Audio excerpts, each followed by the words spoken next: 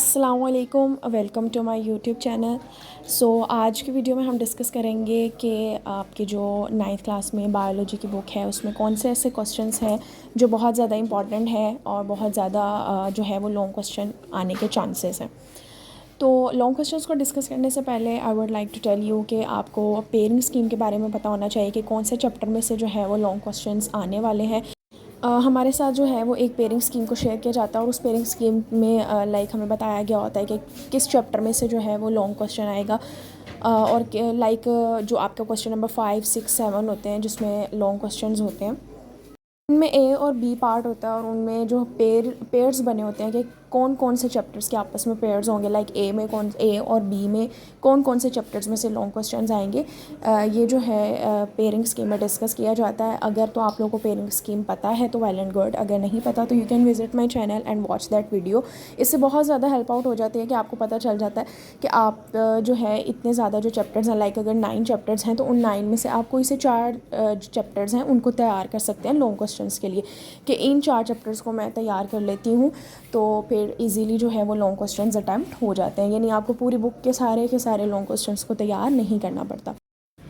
अभी चैनल को विज़िट करें और जाके पेयरिंग स्कीम को देखें और उसके बाद फिर अच्छे से तैयारी करें। और इसके अलावा अगर कुछ स्टूडेंट्स को पेपर पैटर्न के बारे में भी नहीं पता कि पेपर पैटर्न किस तरह से है, तो आपको पहले पेपर पैटर्न भी पता होना चाहिए, क्योंकि अगर पेपर पैटर्न आपको नहीं पता तो आपको पेयरिंग स्कीम अच्छे से समझ में नहीं आएगी। तो पेपर पैटर्न के लिए भी जो वीडियो है वो मेरे चैनल पे अवेलेबल है, you can visit and watch. In this video I will tell you about important long questions of biology 9th class के 9th क्लास के बोर्ड एग्ज़ाम्स के लिए जो आपके लॉन्ग क्वेश्चंस हैं वो कौन कौन से ऐसे क्वेश्चंस हैं जो बहुत ज़्यादा इंपॉर्टेंट हैं और कौन से ऐसे क्वेश्चंस हैं जो आपको लाजमी तौर पे याद करके जाने चाहिए। लाजमी तौर पे आपको उनकी प्रिपरेशन बहुत अच्छे तरीके से होनी चाहिए। So let's start the video. Firstly हम चैप्टर नंबर 1 से स्टार्ट करते हैं। तो इम्पॉर्टेंट जो लॉन्ग क्वेश्चंस हैं चैप्टर नंबर 1 के, उसमें आ जाता है हमारे पास ब्रांचेस ऑफ बायोलॉजी। अच्छा, बायोलॉजी की ब्रांचेस में वो कोई सा भी आपको जो है वो 4 में भी नाम भी लिख के आपको दे सकते हैं कि ये 4 ब्रांचेस को आप जो है वो एक्सप्लेन कर दें, या सिंपली आपको ये कह सकते हैं कि explain the branches of biology यानी 4 यानी 5। ठीक है, इस तरह से आपको क्वेश्चन पूछा जा सकता है। तो आपको जो बायोलॉजी की ब्रांचेस हैं वो अच्छे तरीके से याद होनी चाहिए। उसके बाद आगे आ जाता है हमारे पास जो इम्पॉर्टेंट क्वेश्चन आता है वो आ जाता है हमारे पास करियर्स इन बायोलॉजी। ठीक है, इन करियर्स में जो आपका ये मेडिसिन और सर्जरी वाला और फिशरीज़ वाला है ना, ये जो 2 करियर्स हैं ये बहुत ज़्यादा इंपॉर्टेंट हैं। ठीक है, बाकी आपको कोई भी पूछे जा सकते हैं या सिंपली इसी तरह कहा जा सकता है कि कोई से 4 या कोई से जो 5 हैं वो करियर्स आप बायोलॉजी के एक्सप्लेन कर दें। ठीक है, उसके बाद अगर हम नेक्स्ट बात करते हैं, उसके बाद अगर हम इम्पॉर्टेंट लॉन्ग क्वेश्चन की बात करते हैं तो इस चैप्टर में आपके पास ये वाला क्वेश्चन भी इम्पॉर्टेंट है कि write the role of Muslim scientists in contribution to study of science. ठीक है, इस तरह से भी क्वेश्चन आपको पूछा जा सकता है, तो ये भी आपको अच्छे तरीके से जो है वो याद होना चाहिए, रोल ऑफ मुस्लिम साइंटिस्ट। ठीक है, नेक्स्ट अगर हम बात करते हैं इंपॉर्टेंट क्वेश्चंस की, तो ये आपके पास लेवल ऑफ ऑर्गेनाइजेशन आ जाता है। ठीक है, इसमें से आपको कोई भी लेवल पूछा जा सकता है। इसमें जो इम्पॉर्टेंट लेवल है ना वो आपके पास आता है organ and organ system level. This is very important for long question. ठीक है, उसके बाद अगर हम नेक्स्ट बात करते हैं तो फिर आपके पास ये जो ऑर्गेनाइजेशंस हैं, सेलुलर ऑर्गेनाइजेशंस। ठीक है, तो ये क्वेश्चन भी जो है वो इम्पॉर्टेंट है। इसमें आपको ये तीनों टाइप की जो है, कॉलोनियल टाइप हो गया, मल्टी सेलुलर ऑर्गेनाइजेशन हो गया, यूनिसेलुलर। ठीक है, तो ये आपको अच्छे तरीके से याद होना चाहिए। So this is all about the first chapter important long question. Now we will move towards the second chapter which is about the solving biological problems. अच्छा, इसके अंदर जो है वो मोस्टली आपके पास शॉर्ट क्वेश्चंस के लिहाज से ये ज़्यादा इंपॉर्टेंट है। इंशाल्लाह मैं शॉर्ट क्वेश्चंस जो इंपॉर्टेंट शॉर्ट क्वेश्चंस हैं उनकी भी वीडियो अपलोड करूँगी। Stay tune with my channel, subscribe for more videos.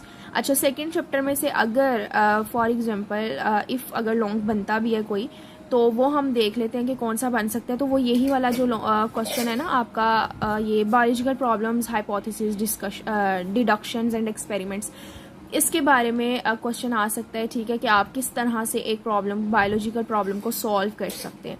तो आपने ऑब्वियसली ये सारी चीज़ें शॉर्ट में तो याद की होंगी, तो इंशाल्लाह तो फिर आपने यही लॉन्ग क्वेश्चन में इसको लिख देना। वैसे ऐसे जिस चैप्टर में से शॉर्ट क्वेश्चंस ही पूछे जाते हैं, लॉन्ग के लिए ये चैप्टर इंपॉर्टेंट नहीं है, ठीक है। अच्छा, इसमें आपने ये जो एक थ्योरीज और लॉ वाला डिफरेंस है ना, ये भी बहुत अच्छे तरीके से शॉर्ट के लिए करना है, ठीक है। खैर आगे हम अगर मूव करते हैं नेक्स्ट चैप्टर पे, बायोडाइवर्सिटी। अच्छा, दिस चैप्टर जो है इसके अंदर से हम देखते हैं कि इंपॉर्टेंट लॉन्ग क्वेश्चंस हमारे पास कौन कौन से हैं। तो सबसे जो इसमें हमारे पास पहला इंपॉर्टेंट लॉन्ग क्वेश्चन है तो वो आ जाता है हमारे पास ये किंगडम जो हमारे पास है, इसके अंदर आपको किंगडम्स में से कोई भी किंगडम क्लासिफिकेशन सिस्टम पूछा जा सकता है। वो 3 किंगडम पूछ सकते हैं, 5 किंगडम पूछे जा सकते हैं, ठीक है। लेकिन जो ज़्यादा इंपॉर्टेंट है ना, वो आपके पास ये जो 5 किंगडम्स है ना, this is very important long question, ठीक है। अब इसमें से इसी तरह आपको जनरली पूछा जा सकता है कि एक्सप्लेन कर दें आप 5 किंगडम्स को, ठीक है। या फिर ऐसा भी हो सकता है कि आपको इन किंगडम्स के अंदर से आपको लाइक पूछा जा सकता है, जैसे यहाँ पे जो किंगडम प्रोटिस्टा है ये इंपॉर्टेंट है, किंगडम फंजाई, ठीक है, ये इंपॉर्टेंट है। इसमें आपको पूछा जा सकता है कि आप बता दें किंगडम प्रोटिस्टा और फंजाई को एक्सप्लेन कर दें, ठीक है। तो ये आपको अच्छी तरीके से याद होना चाहिए। और आई सजेस्ट कि आप पांचों के पांचों किंगडम अच्छी तरह से याद कर लें, ठीक है। उसके बाद अगर हम नेक्स्ट इस चैप्टर में से लॉन्ग क्वेश्चन देखते हैं तो हमारे पास जो नेक्स्ट लॉन्ग क्वेश्चन आ जाता है वो आ जाता है हमारे पास डिफॉरेस्टेशन एंड ओवर हंटिंग के causes and effects. Causes and effects of deforestation, this is very important long question of this chapter, ठीक है। ये आपको लाजमी आना चाहिए। उसके बाद हमारे पास ये है जी steps for the conservation of biodiversity. Yes, this is also the long question, ठीक है, बट नॉट मच इम्पॉर्टेंट। उसके बाद आगे आ जाता है endangered species in Pakistan, this is also the important long question, ठीक है। तो इसमें से जो इस चैप्टर में से जो सबसे ज़्यादा इंपॉर्टेंट क्वेश्चंस है ना लॉन्ग क्वेश्चन, तो वो वही वाले 2 क्वेश्चंस हैं जो मैंने आपको बताया कि किंगडम 5 किंगडम्स वाला, और दूसरा आ जाता है हमारे पास affects and causes of deforestation and over hunting. इसके अलावा एक और यहाँ पे लॉन्ग क्वेश्चन है, वो आई थिंक मैंने स्किप कर दिया है, वो है हमारे पास इम्पॉर्टेंस ऑफ बायोडाइवर्सिटी। वो क्वेश्चन भी बहुत ज़्यादा इंपॉर्टेंट है लॉन्ग के हिसाब से, ठीक है। तो आपने वो भी अच्छे तरीके से करना है। इम्पॉर्टेंस ऑफ बायोडाइवर्सिटी कहाँ चला गया, this question is also very important, ठीक है। तो मोस्ट इंपॉर्टेंट क्वेश्चंस की अगर हम बात करें तो उस चैप्टर में से 5 किंगडम वाला है, इंपॉर्टेंस ऑफ बायोडाइवर्सिटी वाला है, causes and effects of deforestation वाला है, ठीक है। उसके बाद अगर हम नेक्स्ट चैप्टर में मूव करते हैं चैप्टर नंबर 4 के, चैप्टर नंबर 4 में हमारे पास कौन से इंपॉर्टेंट लॉन्ग क्वेश्चन है। अच्छा, चैप्टर नंबर 4 में जो आपके जो सेलुलर स्ट्रक्चर्स एंड फंक्शंस है ना, यानी आपको किसी भी ऑर्गेनेली के बारे में पूछा जा सकते हैं, ठीक है। यहाँ पे स्टार्टिंग में जो सेलुलर स्ट्रक्चर्स हैं आपके पास सेल वॉल है, सेल मेम्ब्रेन है, ठीक है। इसके बाद आपके पास, अच्छा, ये जो सेल मेम्ब्रेन है ना, दिस इज़ वेरी इंपॉर्टेंट, ठीक है। इसके अंदर ये जो फ्लूइड मोज़ेक मॉडल के बारे में बताया हुआ है, ये आपको बहुत अच्छे तरीके से प्रिपेयर होना चाहिए, ठीक है। आपने ये लॉन्ग क्वेश्चन के लिहाज से बहुत अच्छी तरह से करना है, ठीक है। सेल वॉल भी और सेल मेम्ब्रेन भी, ठीक है। और अगर हम दोनों में से इंपॉर्टेंट देखें तो cell membrane is more important than cell wall. उसके बाद nucleus is very important long question of this chapter, ठीक है। इसकी आपको डायग्राम भी बहुत अच्छे तरीके से बनानी आनी चाहिए, ठीक है। उसके बाद आगे आ जाती है हमारे पास ऑर्गेनेलीज। माइटोकॉन्ड्रिया जो है वो भी इंपॉर्टेंट है। Plastids is very very important, ठीक है। इसकी जो सारी ऑर्गेनेलीज मैंने आपको बताई हैं उसमें सबसे ज़्यादा इंपॉर्टेंट हमारे पास प्लास्टिड्स है, माइटोकॉन्ड्रिया, फिर उसके बाद न्यूक्लियस है और सेल मेम्ब्रेन है, ठीक है। तो सबसे ज़्यादा अगर हम इंपॉर्टेंट देखें तो यहाँ पे हमारे पास प्लास्टिड है, ये आपने लाजमी तौर पर याद करके जाना, ठीक है। उसके बाद अगर हम नेक्स्ट बात करते हैं कि नेक्स्ट इस चैप्टर में से कौन सा इंपॉर्टेंट लॉन्ग क्वेश्चन है, तो ये आपको difference between prokaryotic and eukaryotic cells लाजमी तौर पर याद होना चाहिए कि प्रोक्रियोटिक और यूक्रियोटिक का डिफरेंस क्या है, ठीक है। तो ये आपने सारी चीज़ों में, मतलब उसका न्यूक्लियस का कैसे डिफरेंस है, अदर ऑर्गेनेलिस का डिफरेंस, साइज़ का, सेल वॉल का, तो कम से कम 5 से 6 डिफरेंस तो आपको लाजमी तौर पे याद होने चाहिए, ठीक है। उसके बाद अगर हम नेक्स्ट बात करते हैं तो इसमें एक आ जाता है हमारे पास डिफ्यूजन और osmosis. These are also the important long question, ठीक है। डिफ्यूजन आपने लॉन्ग क्वेश्चन के तौर पे याद करना है, इसमें से ऑस्मोसिस लॉन्ग क्वेश्चन के तौर पे याद करना है, ठीक है। उसके बाद इस चैप्टर में से इम्पॉर्टेंट जो लॉन्ग क्वेश्चन आता है हमारे पास वो आ जाता है जी, अच्छा, यहाँ पे ये जो एक आपका सोडियम पोटेशियम पंप वाला है ना, इसको आपने अच्छी तरह से कॉन्सेप्ट ले लेना है, इसको शॉर्ट क्वेश्चन में भी पूछा जा सकता है, ठीक है। खैर आगे नेक्स्ट अगर हम बात करते हैं नेक्स्ट जो प्लांट टिश्यूज़ वाला पोर्शन है ना, इसमें से जो आपका जाइलम और फ्लोइम वाला टिश्यूज़ है ना, that's this xylem tissue and phloem tissue, ठीक है। This is very very important long question, ठीक है। तो ये भी आपने बहुत अच्छे तरीके से प्रिपेयर करना है। Next we will move towards the chapter number 5 which is about cell cycle. अच्छा, चैप्टर नंबर 5 में से जो हमारे पास इंपॉर्टेंट लॉन्ग क्वेश्चन बनते हैं वो ऑब्वियसली माइटोसिस म्योसिस, ये मेन इसके दो ही टॉपिक्स हैं एक्चुअली में। यहाँ पे जो आपकी प्रोफेज है ना, this is important long question, ठीक है। प्रोफेज के बारे में आपको पूछा जा सकता है। उसके बाद ये जो साइटोकाइनेसिस है और हाँ जी, साइटोकाइनेसिस, इसके बारे में पूछा जा सकता है, ठीक है। और सबसे इम्पॉर्टेंट जो इसमें से है वो है सिग्निफिकेंस ऑफ माइटोसिस, ठीक है। सिग्निफिकेंस ऑफ माइटोसिस के बारे में आपको लॉन्ग क्वेश्चन पूछा जा सकता है, ठीक है। ये आपने बहुत अच्छी तरीके से याद करना है, ठीक है। सिग्निफिकेंस ऑफ माइटोसिस आपको बहुत अच्छी तरह से याद होना चाहिए और सिग्निफिकेंस ऑफ मियोसिस भी बहुत अच्छी तरह से याद होना चाहिए। दोनों ये जो इंपॉर्टेंट लॉन्ग क्वेश्चन है। उसके बाद अगर हम सेकंड इम्पॉर्टेंट की बात करें तो वो प्रोफेज ही बनता है, ठीक है। उसके बाद ये जो लास्ट पे आपके पास आता है ना, ये देखें, ये सिग्निफिकेंस ऑफ मियोसिस, ये भी आपने बहुत अच्छी तरह से करना है, ठीक है। ये this is the significance of meiosis. उसके बाद ये जो लास्ट पे आपके पास आ जाती है ना disease, these are also very important, apoptosis and necrosis. तो मेन जो इसमें से सबसे ज़्यादा इंपॉर्टेंट चैप्टर नंबर 5 में से लॉन्ग क्वेश्चन कौन सा है हमारे पास, सिग्निफिकेंस वाला, माइटोसिस म्योसिस, दोनों की सिग्निफिकेंस आपने करनी है। उसके बाद दोनों की प्रोफेसिस अच्छी तरह से करनी है और फिर आपने ये डिजीज़ बहुत अच्छे तरीके से करनी है, ठीक है। और डिजीज़ तो आई सजेस्ट कि आपने बहुत ज़्यादा अच्छी तरह से करनी है। डिजीज़ का क्वेश्चन वैसे भी मोस्टली पूछा जाता है। So the next chapter is chapter number 6। अच्छा, चैप्टर नंबर 6 को तो आपने जो है ना वो शॉर्ट क्वेश्चन के लिए अच्छे तरीके से याद करना है। इंपॉर्टेंट शॉर्ट क्वेश्चन कौन से आपकी पूरी बुक में से, उसकी मैं वीडियो इंशाल्लाह जल्द बना के अपलोड करूँगी। वैसे जो अगर हम फॉर एग्जांपल खुदा ना खास्ता अगर पेयरिंग स्कीम के फॉर एग्जांपल पेयरिंग स्कीम के लिहाज से नहीं आ रहा, या आपको 6 चैप्टर में से भी लॉन्ग क्वेश्चन आ गया, तो उसकी भी हम बात कर लेते हैं एहतियात के तौर पे कि अगर 6 चैप्टर में से लॉन्ग क्वेश्चन आते हैं तो कौन से इंपॉर्टेंट है। कैरेक्टरिस्टिक्स ऑफ एंजाइम जो है वो इंपॉर्टेंट है, यूजेस ऑफ एंजाइम इंपॉर्टेंट है। इसके अलावा जो सबस्ट्रेट कंसनट्रेशन या टेम्परेचर का अफेक्ट है वो इंपॉर्टेंट है। लॉक एंड की मॉडल इंपॉर्टेंट है, ठीक है। ये चैप्टर ना पूरा ही जो है वो इसमें इंपॉर्टेंट चीज़ें डिस्कस की गई हैं। एक छोटा सा समराइज़ किया हुआ चैप्टर है एंजाइम्स के बारे में, तो ये सारा ही आपको ना बहुत अच्छे तरीके से याद होना चाहिए, ठीक है। डीनेचरेशन आपको शॉर्ट के लिए बहुत अच्छी तरह से प्रिपेयर होना चाहिए। ऑप्टिमम टेम्परेचर बहुत अच्छी तरह से प्रिपेयर होना चाहिए। तो वैसे अगर हम लॉन्ग के हिसाब से देखें ना तो मेजॉरिटी जो ज़्यादा इंपॉर्टेंट लॉन्ग है ना वो ये मैकेनिज्म ऑफ एंजाइम एक्शन, जिसमें आपके दोनों मॉडल्स आते हैं, लॉक एंड की मॉडल वाला और इंड्यूस फिट मॉडल वाला, ठीक है। उसके बाद इसकी कैरेक्टरिस्टिक्स, यूजेस वगैरह इंपॉर्टेंट है। उसके बाद अगर हम नेक्स्ट चैप्टर में बात करते हैं, चैप्टर नंबर 7 बायोएनर्जेटिक्स, ठीक है। इसमें से जो इंपॉर्टेंट लॉन्ग क्वेश्चन आपके बनते हैं ना, सबसे ज़्यादा इंपॉर्टेंट इसमें से ना आपका बनता है light reaction and dark reaction, ठीक है। यानी जो आपके फोटोसिंथेसिस और रेस्पिरेशन के नेक्स्ट स्टेप्स हैं, मैं आपको बता, ये दिस इज़ लाइट रिएक्शन, ठीक है। दिस इज़ वेरी इंपॉर्टेंट, ये आपको बहुत अच्छी तरह से प्रिपेयर होना चाहिए। लाइट रिएक्शन आपने बड़े अच्छे तरीके से करके जाना है। ये जो इसकी ये जी साइकिल बनी हुई है ये आपने बहुत अच्छी तरह से याद करके जानी है, ठीक है। उसके बाद ये डार्क रिएक्शन, इसको हम क्या कहते हैं, केल्विन साइकिल, ठीक है। तो ये आपको इसका सेकंड नेम भी याद होना चाहिए, कंफ्यूज आपने नहीं होना। ये केल्विन साइकिल भी आपको बनानी आनी चाहिए। ये 2 क्वेश्चन इस चैप्टर के बहुत ज़्यादा इंपॉर्टेंट है। इसके अलावा जो आपके लिमिटिंग फैक्टर्स हैं फोटोसिंथेसिस में, this is also very important long question, ठीक है।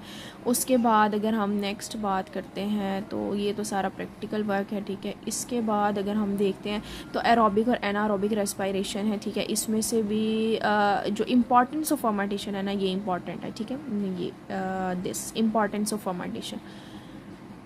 उसके बाद mechanism of respiration, this is important. इसके अंदर आपको glycolysis, Krebs cycle, electron transport chain, ये तीनों बहुत अच्छी तरह से आना चाहिए। और ये जो आपका एक फ्लो चार्ट सा बना हुआ है ये बहुत अच्छी तरह से आपको याद होना चाहिए।